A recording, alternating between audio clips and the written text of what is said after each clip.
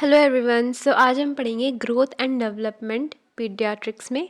तो ग्रोथ का मतलब क्या होता है? ग्रोथ जो है वो एक क्वांटिटेटिव टर्म है। इसका मतलब जब हमारी क्वांटिटी में इंक्रीज़ हो रहा है, अब वो चाहे इंचेस में है, सेंटीमीटर में है, केजीज में है। इसका मतलब ये है कि जब हमारी जो बॉडी है, ह्यूमन बॉडी, उसमें जो टिश्यूज़ होते हैं, सेल्स होती है, जब उनके इंट्रासेल्युलर सब्सटेंस में इंक्रीज़ हो रहा है या फिर उसके मास में इंक्रीज़ हो रहा है, उसी को हम ग्रोथ कहते हैं। वहीं पर डेवलपमेंट क्या होता है? जब फिजियोलॉजिकल मैच्योरेशन होता है, या फिर ये क्वालिटेटिव टर्म है जब हमारी फंक्शंस की क्वालिटी में इंक्रीज़ होता है। जैसे कि बच्चों में डेवलपमेंट हम कैसे देख सकते हैं? उनके फाइन मोटर डेवलपमेंट स्किल, जैसे जब बच्चे लिखना सीखते हैं, धीरे धीरे वो पेन पकड़ना सीखते हैं, देन वो हल्का सा पेन से लिखना सीखते हैं, फिर वो अच्छे से लिख सकते हैं पेन से। इसको फाइन मोटर डेवलपमेंट कहते हैं। तो यही डेवलपमेंट होता है जिसमें हमारे फिजियोलॉजिकल मैच्योरेशन में दिखता है। वहीं पे हमारी ग्रोथ क्या होती है? जैसे जैसे बच्चे की हाइट बढ़ती रहती है, वो उसकी ग्रोथ होती है। देन हम देखते हैं मैच्योरेशन क्या होता है। तो maturation is increase in competence and ability to function at a higher level. मतलब हमारी ऐसी एबिलिटी जिसमें हम एक हायर लेवल पे फंक्शन कर सकते हैं। अब हम ये देखते हैं क्या इंपॉर्टेंस है हमें पीडियाट्रिक्स में ग्रोथ एंड डेवलपमेंट पढ़ने की।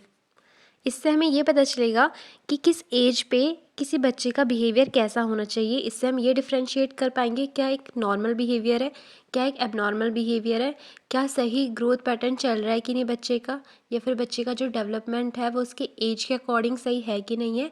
और अगर इनमें कोई भी प्रॉब्लम आती है तो उसको हम इंटेलिजेंटली हैंडल कर सकते हैं। हम ये डायग्नोस कर सकते हैं कि कहीं बच्चा अंडर न्यूट्रिशन में तो नहीं है, या फिर ओवर न्यूट्रिशन के अंडर तो नहीं आ रहा है, या फिर मतलब टोटली हम ये कह सकते हैं बच्चा माल न्यूट्रिशियस तो नहीं है। ठीक है। और हम क्या डायग्नोस कर सकते हैं कि कहीं बच्चे में कोई हेल्थ इशू तो नहीं है, और अगर है भी तो हम उसके अकॉर्डिंग केयर कर सकते हैं। जैसे उस टाइम उसकी एज है, कितना उसकी नीड है इस एज में, उसके अकॉर्डिंग हम उसकी केयर कर सकते हैं। और जब हमें ये नॉलेज होगी कि इस लाइफ की स्टेज पे किसी बच्चे का इतना ग्रोथ एंड डेवलपमेंट होना चाहिए, इतना मैच्योरेशन होना चाहिए, तो हम वही एक्सपेक्ट करेंगे। हम कोई 5 साल के बच्चे से 15 साल के बराबर का ग्रोथ या फिर डेवलपमेंट नहीं एक्सपेक्ट कर सकते। इसीलिए हमें ग्रोथ एंड डेवलपमेंट की इन डेप्थ नॉलेज होना बहुत ज़रूरी है। अब हम देखते हैं क्या क्या फैक्टर्स हैं जो अफेक्ट करते हैं ग्रोथ एंड डेवलपमेंट को। सबसे पहला फैक्टर हमारे पास आता है हेरिडिटी। हेरिडिटी में भी रेस। तो जो डिफरेंट रेस होती है पूरे वर्ल्ड वाइड, सबका ग्रोथ पोटेंशियल अलग अलग है, ये चीज़ हमें पता है। फिर आता है सेक्स या फिर जेंडर कह सकते हैं। तो जो मेल इन्फेंट्स होते हैं eight the time of birth, उनका साइज जो है वो मतलब वो हैवियर होते हैं, और वो हाइट में भी लंबे होते हैं as compare to female babies. Then अगर हम बायोरिदम एंड मैच्योरेशन देखें तो जब डॉटर को मिनार्च होता है, मोस्ट प्रोबेबली उनकी मदर को भी उसी एज पीरियड में मिनार्च हुआ होता है। मतलब दोनों का मिनार्च सेम एज में देखा जाता है, मदर एंड डॉटर का। जेनेटिक डिसऑर्डर्स में हम देखें तो कुछ क्रोमोसोमल एबनॉर्मेलिटीज़ होती हैं जो हमारे ग्रोथ एंड डेवलपमेंट को अफेक्ट करती हैं, जैसे कि टर्नर्स सिंड्रोम या फिर डाउन सिंड्रोम। टर्नर्स सिंड्रोम में क्या होता है? एक एक्स क्रोमोसोम जो होता है फीमेल में वो नहीं होता है, और जो हमारा डाउन सिंड्रोम होता है इसमें ट्राइसोमी हो जाती है 21st क्रोमोसोम की। जीन म्यूटेशन भी बहुत बड़ा रोल प्ले करता है हमारे ग्रोथ एंड डेवलपमेंट में। देन हम देखते हैं इन्वायरमेंटल फैक्टर्स क्या क्या हैं। तो इसमें भी हमारे prenatal and postnatal environmental factors आते हैं। प्री नेटल इन्वायरमेंट का मतलब होता है कि बेबी अभी डिलीवर नहीं हुआ है, बेबी अभी वूम में ही है। पोस्ट नेटल इन्वायरमेंट का मतलब होता है आफ्टर डिलीवरी जो बेबी को इन्वायरमेंट मिलता है, एक्सटर्नल इन्वायरमेंट। तो हमारे प्री नेटल इन्वायरमेंट में हमारे पास आता है मैटरनल मेटाबॉलिक डिसऑर्डर जो कि अफेक्ट करता है बेबी के ग्रोथ एंड डेवलपमेंट को, obstetric disorder, nutritional deficiency, infectious diseases, drug administration to मदर, मैटरनल हार्मोन्स। अब हम इन सबको एक एक करके देखेंगे। तो सबसे पहले हमारे पास है मैटरनल मेटाबॉलिक डिजीजेस। सबसे ज़्यादा कॉमन मेटाबॉलिक डिसऑर्डर मदर्स में देखने को मिलता है डायबिटीज़ मेलाइटस। अगर किसी मदर को प्रेगनेंसी के टाइम डायबिटीज़ मेलाइटस होता है तो बहुत ज़्यादा चांसेस हैं कि जो इसका बेबी है उसका साइज़ बहुत बड़ा होगा डिलीवरी के टाइम पे। और ये अच्छी बात नहीं है, क्योंकि ये एक डिसऑर्डर के ही अंदर आता है जिसको कहते हैं फीटल मैक्रोसोमिया, जिसमें बेबी का साइज़ बहुत ज़्यादा बड़ा होता है और ऐसे बेबीज सर्वाइव नहीं कर पाते हैं। देन हमारे पास है ऑब्स्टेट्रिक डिसऑर्डर। तो इसमें क्या हो सकता है, अगर बहुत, ये भी बहुत कॉमन है क्योंकि डिलीवरी के टाइम पे बहुत सारी फीमेल्स ऐसी होती है जो प्री एक्लेम्शिया को फेस करती है। इसमें जो हमारा बीपी है वो बहुत ज़्यादा इंक्रीज़ हो जाता है, बहुत हाइपरटेंशन होती है।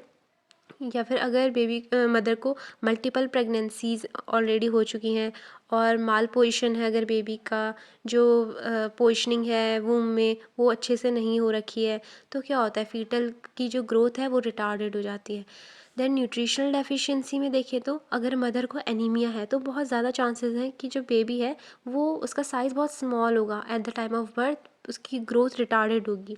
देन अगर हम इन्फेक्शंस की बात करें तो अगर मदर को टॉर्च इन्फेक्शन है, यानी कि टॉक्सोप्लाज्मोसिस, साइटोमेगालोवायरस, HIV, साइफिलीज, रूबेला, अगर मदर को ये सब इन्फेक्शंस हैं eight the time of delivery, तो बहुत ज़्यादा चांसेस हैं कि जो बेबी है उसको कॉन्जेनाइटल मालफॉर्मेशंस होंगे, ग्रोथ रिटार्डेड होगी। अगर कुछ ऐसी ड्रग्स मदर ने ले ली at the time of delivery जो टेराटोजेनिक है, तो क्या होगा, जो बेबी है उसकी डेथ भी हो सकती है, बहुत ज़्यादा फैटल होती हैं ये ड्रग्स, जैसे कि थैलिडोमाइड। अब हम देखते हैं इन्फ्लुएंस ऑफ मैटरनल हार्मोन कैसे अफेक्ट करता है हमारे बेबी के ग्रोथ एंड डेवलपमेंट को। तो अगर मदर को सीवियर हाइपोथायरॉयडिज्म है, जिसको माइक्सिडीमा भी कहते हैं, तो इस कंडीशन में क्या होता है, मदर बेबी को थायरॉक्सिन नहीं दे पाती क्योंकि उसके खुद के पास डेफिशिएंसी है बॉडी में।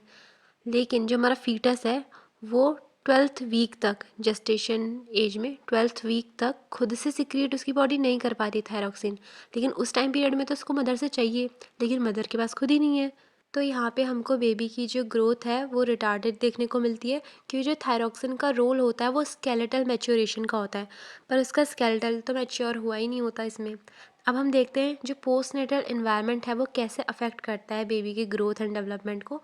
सबसे पहले है न्यूट्रिशन। तो अगर बर्थ के बाद बेबी को अच्छा प्रोटीन डाइट ना दी जाए तो बेबी को प्रोटीन एनर्जी मालन्यूट्रिशन होने के बहुत ज़्यादा चांसेस हैं। एनीमिया होने के चांसेस है अगर डाइट में आयरन नहीं है, वाइटामिन की डेफिशिएंसी है तो रिकेट्स, स्कर्वी, बहुत सारी अलग अलग डिजीज़ेस होने के चांसेस हैं। या फिर बहुत ज़्यादा ही ओवर न्यूट्रिशन हो रहा है तो ओबेसिटी होने के चांसेस हैं। इन्फेक्शन एंड इन्फेस्टेशंस भी बच्चों में बहुत ज़्यादा कॉमन है क्योंकि बच्चे बहुत ज़्यादा मीठा खाते हैं, और chemical agents like androgenic hormones, इन सब का अगर कंजप्शन करते हैं तो इससे स्केलेटल ग्रोथ बहुत ज़्यादा स्पीड में एक्सेलरेट हो जाती है।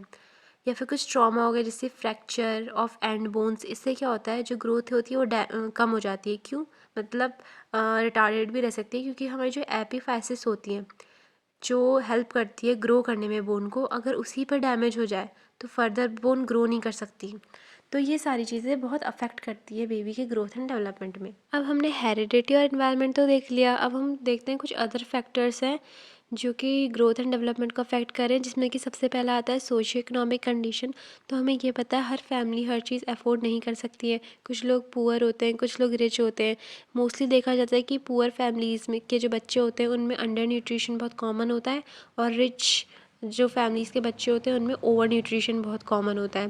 देन अगर हम कल्चरल इन्फ्लुएंसेस की बात करें तो जो बच्चे वेजिटेरियन फैमिली से बिलोंग करते हैं उनमें देखा जाता है कि कहीं ना कहीं प्रोटीन एनर्जी माल न्यूट्रिशन होता है। मोस्टली जो पुअर फैमिलीज से होते हैं इनमें भी, क्योंकि जो रिच फैमिलीज से होते हैं उनके पास और सोर्सेज भी होते हैं, वो उनको भी कंसिडर करते हैं।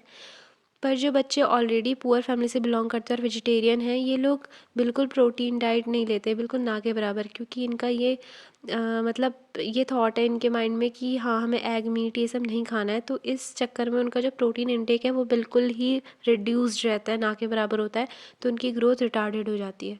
देन हम इमोशनल फैक्टर देखें तो जो बच्चे ब्रोकन होम से होते हैं या फिर ऑर्फनेजेस से होते हैं, इन बच्चों की ऑप्टिमल ग्रोथ नहीं हो पाती है क्योंकि इनके अंदर कहीं ना कहीं एंग्जाइटी होती है, इनसिक्योरिटी होती है, lack of emotional support, lack of love और फैमिली सपोर्ट, ये सब चीज़ें नहीं होती, जिसकी वजह से इनका जो न्यूरोकेमिकल रेगुलेशन है हार्मोन्स का वो प्रॉपर नहीं हो पाता है कहीं ना कहीं।